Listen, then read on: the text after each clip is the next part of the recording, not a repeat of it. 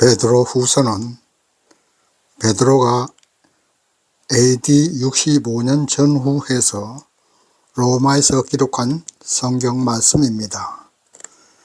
베드로 전서가 외부적 로마 정부의 핍박에 어떻게 대처할 것인가에 대해서 기록한 반면, 베드로 후서는 교회 안에서 이단 분파들이 많이 발생되니까 이들에 대해서 어떻게 대처할 것인가에 대해서 기록한 말씀입니다.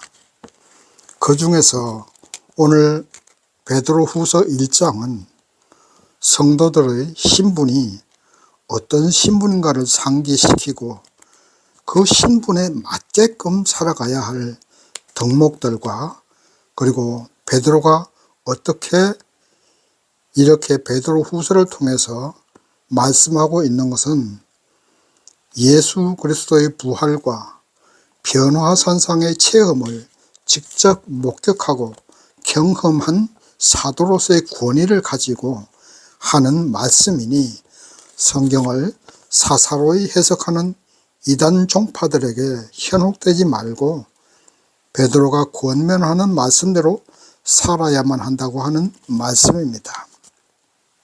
그러면 첫 번째, 성도들의 신분이 어떤 신분인가에 대해서 베드로의 말씀을 보겠습니다. 베드로는 먼저 문안 인사부터 하고 시작합니다. 본문 1절과 2절 보면 베드로는 자신을 예수 그리스도의 종과 사도로서 이 편지를 쓰고 있음을 밝히고, 그리고 이 편지를 받는 흩어진 성도들도 베드로와 같은 믿음을 가진 성도라고 하면서 인사를 합니다. 그러므로 지금부터 하는 베드로 후서의 말씀이 베드로 개인의 생각과 철학에서 하는 편지가 아니라 예수님의 종과 사도로서 하는 편지이고 또 말씀이니, 이는 곧 예수님의 뜻이라는 말씀입니다. 그리고 나서 이제 3절과 4절에서 이 편지를 읽고 보는 모든 성도들의 신분이 어떤 신분인가를 알려줍니다. 본문 말씀 베드로후서 1장 3절 말씀 보겠습니다. 그의 신기한 능력으로 생명과 경건에 속한 모든 것을 우리에게 주셨으니 이는 자기의 영광과 덕으로서 우리를 부르신 자를 알므로 말미암음이라. 아멘. 이 본문에서 신기한 능력은 하나님의 신적인 능력으로 하나님의 지혜를 말씀하고, 또 생명은 썩지 않을 영원한 생명을 소유한 새로운 피조물로 거듭난 것을 말합니다. 그리고 경건은 성도로서 변화된 우리와 하나님과의 관계성을 말합니다. 두렵고 떨리는 마음으로 하나님을 공경하고 순종하는 관계가 바로 경건입니다. 그리고 4절의 보배롭고 지극히 큰 약속은 새하늘 새 땅에서 주님과 영생복락을 누리게 하겠다는 약속을 말합니다. 다시 말씀드리면 성도는 하나님의 특별한 은총으로 말씀을 통해 믿음을 주고 하나님께 택함받아 하나님의 자녀가 되게 하셔서 새로운 피조물이 되게 하시고 영원한 생명을 주셨고, 날마다 하나님과 예배드리고 은혜를 받는 생활을 하다가 새하늘 새 땅에서 영생복락을 누릴 수 있는 신분이라는 말씀입니다. 자리가 사람을 만든다는 말이 있습니다. 평상시에는 별로 잘나 보이지 않던 사람이 어떤 단체 회장이라는 자리에 앉혀놓으면 완전히 변화된 삶을 살고 또 변화된 행동을 하는 것을 볼 수 있습니다. 모든 것이 회장처럼 변하는 것을 종종 볼 수 있습니다. 그것처럼 우리는 이제 신분이 변했습니다. 한정된 시간 동안 이 땅에서 살다가 죽으면 그만인 그런 유한한 인간이 아닙니다. 우리는 능력의 하나님, 사랑의 하나님의 자녀로 택함받아 영생을 소유한 사람들입니다. 이것이 내가 잘나서 그렇게 된 것도 아니고 내가 특별히 하나님께 뭘 드려서 그렇게 된 것도 아닙니다. 그냥 하나님의 특별한 은총으로 택함받은 것입니다. 어쩌다 보니 교회 출석했고 어쩌다 보니 성도가 된 것입니다. 그렇다면 거룩한 하나님의 자녀가 되었으면 하나님의 아들, 딸답게 살아야 될 것 아닙니까? 이렇게 거룩한 신분으로 변화된 우리들인데 그것도 모르고 이 땅에서 무엇을 먹을까, 무엇을 입을까 걱정하면서 이 땅의 명예와 출세 그리고 물질에 대한 욕심 때문에 자신의 거룩한 성도라는 신분을 더럽혀서야 되겠습니까? 성도라는 신분은 돈으로도 살 수 없습니다. 얼굴 잘생겼다고 살 수 있는 신분도 아닙니다. 전적인 하나님의 택함과 은혜입니다. 우리의 신분에 자긍심을 가지고 있어야 됩니다. 로마 시민권이 이 베드로 후서를 기록할 당시에는 아주 귀중한 대접을 받는 시대였고 오늘날은 미국 시민권이 대접을 받는 시대입니다. 서울대 출신이 대접을 받고 하버드 대학교 출신이 대접을 받습니다. 의사, 판사, 검사가 대접을 받습니다. 그러나 그러한 모든 신분보다 성도로서의 신분이 훨씬 뛰어난 신분임을 믿으시기 바랍니다. 성도는 언제 어디서나 하나님의 보호하심을 받는 사람이고 성령님의 보호하심과 인도하심을 받는 신분입니다. 예수의 이름으로 명령하면 사단이 도망가는 권세가 있고 믿음으로 기도하면 무엇이든 응답받을 수 있는 능력 있는 신분입니다. 저와 여러분은 바로 이런 귀중한 하나님의 아들이요 영생을 약속받은 하나님의 택한 백성들입니다. 그것을 잠시도 잊어서는 안 됩니다. 천국 시민이요 하나님의 자녀입니다. 그렇다면 그런 신분에 맞게 살아야지요. 조금 전에도 제가 말씀을 드렸습니다마는 자리가 사람을 만든다고 말씀드렸죠. 사기꾼이 국회의원이 되고 범죄자가 국회의원이 되고 심지어 온갖 범죄를 저지르는 죄인이 대통령이 되려고 하는데 그래서 국회의원이 되고 대통령이 되면 그들의 행동과 언행이 변하는데 그것보다 훨씬 뛰어난 신분인 천국 시민권을 가진 사람이요 만왕의 왕이신 하나님의 자녀라는 신분이 된 것을 잊어서는 안 됩니다. 저와 여러분은 이처럼 엄청난 신분으로 거듭난 사람임을 믿으시기 바랍니다. 이러한 고귀한 신분이 된 것을 잊지 마시고 하나님의 왕자답게 살아가십시다. 천국 시민답게 변화된 삶을 살아가십시다. 두 번째, 천국 시민이 되고 하나님의 자녀가 되었으면 우리가 살아가면서 지켜야 할 덕목들이 어떤 것인가에 대해서 본문 말씀을 중심으로 공부해 보십시다. 본문 말씀 5절에서 7절까지 보시면 그러므로 너희가 믿음의 덕을, 덕의 지식을, 지식의 절제를, 절제의 인내를, 인내의 경건을, 경건의 형제 우애를, 형제 우애의 사랑을 공급하라. 아멘. 우리 성도들이 살아가면서 지켜야 할 덕목은 첫 번째는 뭡니까? 믿음입니다. 믿음은 하나님의 자녀가 되고 천국 시민이 되는 첫 번째 관문입니다. 이 믿음의 관문을 들어가야 그 다음에 뭘 할 수가 있어요. 대기업에 입사하려면 시험을 보지요. 대학교에 들어가려면 학력고사를 봐야 됩니다. 그것처럼 첫 번째 성도의 덕목은 믿음입니다.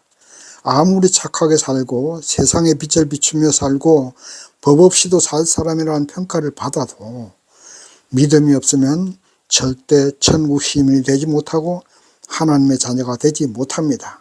그러므로 예수의 십자가 희생으로 내 죄가 용서받고 그 예수를 믿음으로 하나님의 자녀가 되고 예수님의 부활과 재림을 믿음으로 영원한 천국 시민이 될 수 있습니다. 이 땅에서 작은 영광의 욕심을 내고 이 땅에서 그 물질과 명예, 권세의 욕심을 내지 않습니다. 오직 믿음에 더더욱 욕심을 내고 하나님께 대한 충성의 욕심을 내는 것이 성도의 첫 번째 덕목이라는 사실을 잊지 마시기 바랍니다. 이러한 믿음을 가지고 나면 두 번째 이제 덕을 추구하게 됩니다. 덕이라는 것은 살아가면서 모든 일에 하나님의 이름을 영광되게 하는 선을 추구하는 삶입니다. 어떻게 해야 우리 주님이 영광되게 될까? 어떤 말을 하고 어떤 행동을 해야 하나님이 영광 받으실까? 그것을 생각하는 것이 바로 덕을 추구하는 것입니다. 성도로서의 삶이 거짓말이나 하고 사람들에게 손가락질 당하는 삶을 산다거나 범죄자의 이름에 기록이 된다면 그것은 덕을 추구하는 것이 아닙니다. 어디를 가든지 화평하게 하고 빛과 소금의 역할을 감당하는 것이 덕을 세우는 일입니다. 이렇게 믿음의 덕을 세우고 덕의 지식을 세워야 합니다. 여기서 지식은 하나님의 뜻에 따라 살아가게 하는 판단력과 이해력을 말씀합니다. 사람은 판단을 잘해야 됩니다. 까딱 판단 한번 잘못하면요 범죄인이 되고 판단 한번 잘못하면 사단의 하수인이 되는 것입니다. 그러므로 판단을 제대로 하려면 하나님의 말씀을 수시로 읽고 또 암송하고 그렇게 해야 합니다. 조금 전에도 말씀을 드렸지만 대기업에 들어가려면 입사시험과 면접에서 합격해야 합니다. 의사고시에 합격해야 의사가 되고 사법고시에 합격해야 판사 검사가 됩니다. 하나님의 자녀가 되려면 성경 말씀을 읽지 않고 어떻게 올바른 판단을 할 수가 있고 하나님이 무엇을 원하시는 것인가를 이해할 수가 있겠습니까? 말씀을 제대로 이해하지 못하니까 이단 종파에 현혹당합니다. 베드로가 이 말씀을 기록할 당시에는 영지주의라는 철학사상이 있었습니다. 이들 영지주의는 인간의 내면에 신과 같은 성품이 있어서 이 성품을 잘 개발하면 신과 같이 되고 성인이 될 수 있다고 했습니다. 그럴듯한 철학사상입니다. 이것은 오늘날도 마찬가지예요. 오늘날도 불교도 내내 그렇고 명상이라든가 선을 추구한다거나 산에 가서 참선한다거나 이거 다 그런 사상이죠. 일맥상통한 사상이에요. 그러나 성경에 의하면 인간은 아담의 타락으로 절대 선하게 될 수 없습니다. 잠시는 그렇게 될 수 있겠죠. 노력하고 참선하고 하면 잠시는 그렇게 될 수 있겠습니다만은 그러나 완전하게 선하게 되지 못합니다. 예수님의 십자가 죽음이 그래서 필요했고 그래서 우리는 예수를 믿고 성경의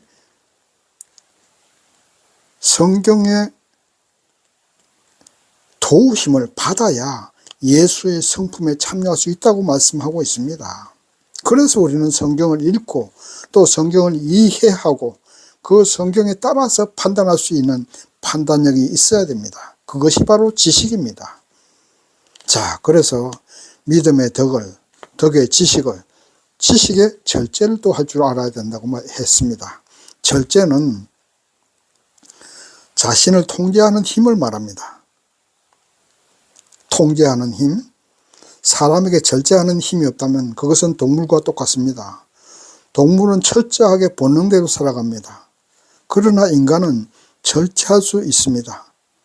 만약에 절제하는 힘이 인간에게 없다면 국가도 사회도 유지될 수 없고 오로지 양육 강식에 의해서 힘 있는 자만 살아남게 되는 것입니다.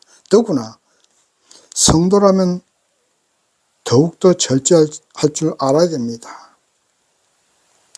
불신자보다 더 높은 도덕적 기준이 우리 성도들에게 요구되기 때문에 말과 행동을 절제할 줄 알아야 됩니다.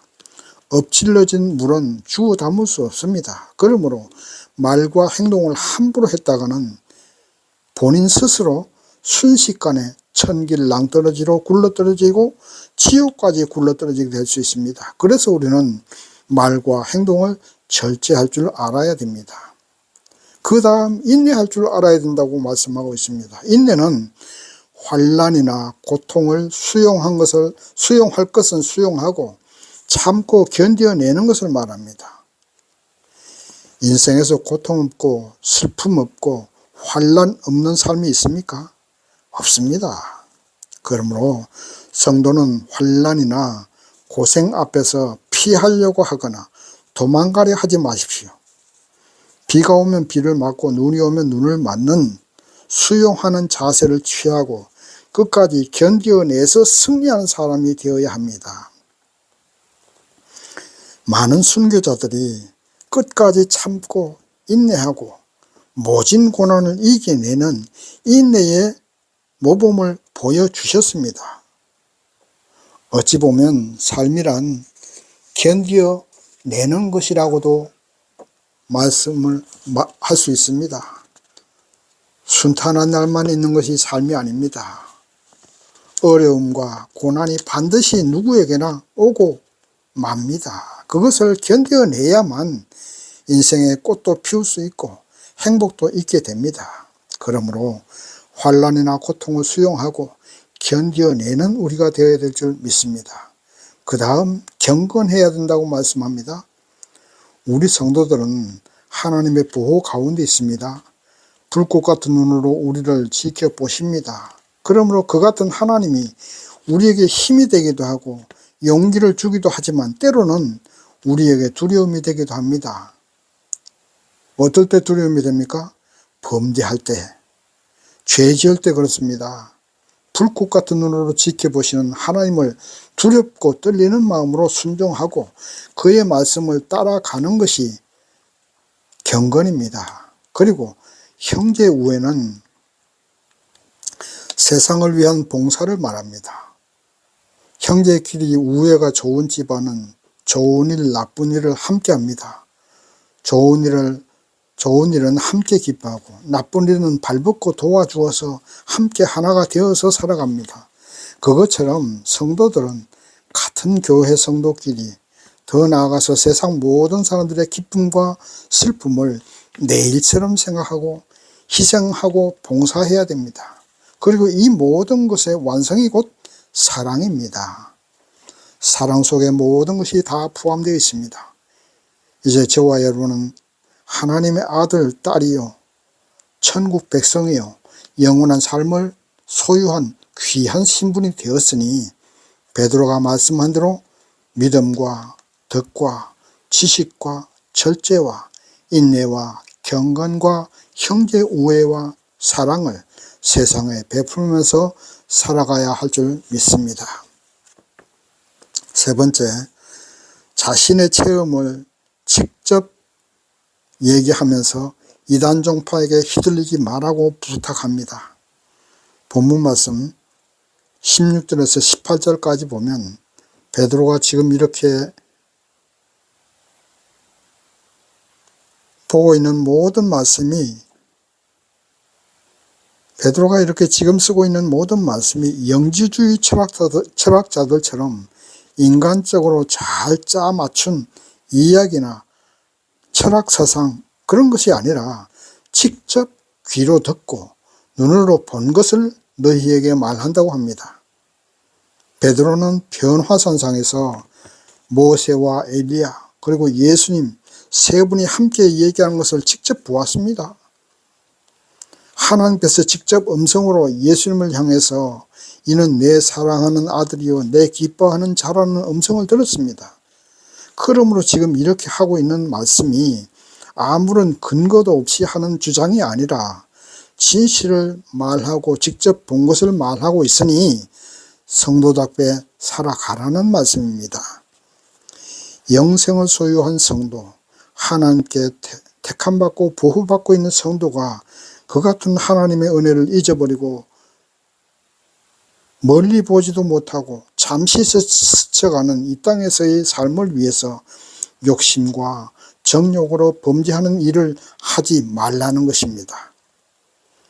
베드로는 자신의 인생이 얼마 남지 않은 것을 알고 있었습니다. 이제 얼마 있다가는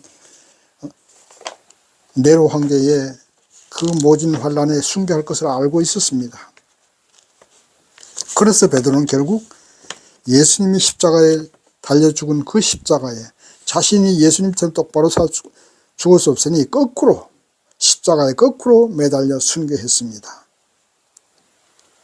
그의 마지막을 알기 때문에 더욱 절실한 마음으로 성도들에게 부탁하고 있는 것입니다. 본문 말씀 9절 말씀 보십시다. 이런 것이 없는 자는 소경이라 이렇게 말씀합니다. 베드로가 말한 대로 성도가 살아가야 할 모습대로 살지 않는 사람은 소경이라 멀리 보지도 못하고 이 땅의 것만 보다가 땅과 함께 불타 없어질 것이다. 그러므로 눈을 들어 하늘을 보고 십자가를 보고 예수를 보아라 이런 말입니다. 멀리 봐야 돼요. 사람은 운전할 때도 멀리 봐야지 바로 앞에 차만 보면요 사고 나기 쉽습니다. 그래서 우리 성도들은 멀리 영광된 천국을 바라보고 영생의 모습을 바라보아야 됩니다. 교회 안에 침투한 이단 종파들에 의해서 현혹당하지 말아야 됩니다. 성경은 하나님의 감동에 의해서 기록된 책들입니다. 하나님의 감동으로 기록된 성경을 믿음도 없는 사람들이 과학적으로 생각하고 합리적으로 생각하고 철학적으로 생각해서 함부로 해석하니까 이단이 생기고 그러한 이단 종파들은 그럴듯한 사상으로 사람들을 유혹하고 결국 자신들의 재산을 불리고 사람들의 재산을 탈취합니다. 집 팔고 땅 팔아서 자신들에게 바치라고 합니다. 집 팔고 땅 팔아서 교회 바치라고 하는 사람들은 거의 다 100%가 이단입니다. 그런 어리석은 행동 절대 하지 마세요. 저는 설교 원고를 작성할 때 글씨를 또박또박 쓰지 못합니다.